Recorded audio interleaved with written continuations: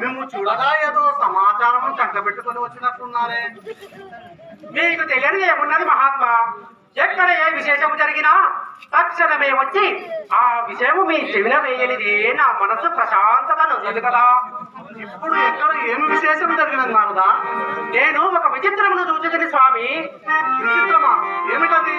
నేను చూసినది ఆషామాషి విచిత్రము కాదు స్వామి, విశ్వ కళ్యాణములకు అక్కరకవచ్చు విచిత్రమును చూచుకుని. అదేదో త్వరగా చెప్పము నారదా. సర్వాంగ సుందరమై సకల శుభ లక్షణములు కలిగిన ఒక పంచ కళ్యాణిని చూచితిని. ఆ అశ్వము ఎవరి చెంత నుండునో వారికి ధనమున కుబేరుడు కూడా సాటిరాడు. ఇక శౌర్యమునందువా ఈ భూలోకమున ఎంతటి పరాక్రమవంతులైనను కనకా దేవేంద్రుడైనను ఆ అశ్వాధ్యక్షుని జయింపజాలరు. అంతటి మహిమాన్వితమైనది ఆ అశ్వము. నారదా, ఇప్పుడు ఆ తురగము ఎవరి దగ్గర ఉన్నది? ఆ హయము మీ దగ్గర నుండినచో లోక కళ్యాణములకు ఉపయోగపడేది. నేను సంతోషించని వాడను. కానీ పోయి పోయి ఆ తురగము హరిపురాధీశుండకు సుమతి చేతికి దిక్కినది. అదే నా బాధ. వాడసలే పరమనీచుడు, దుర్మార్గుడు.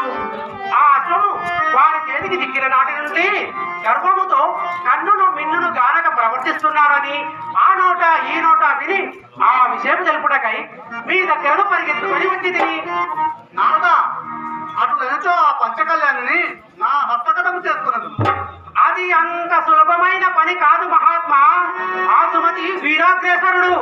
అతనిని జయించి సుమతిని మీ స్వాధీనము చేసుకోవడము మీకు సాధ్యం కాదేమో స్వామి. నారదా, ఏమంటివి?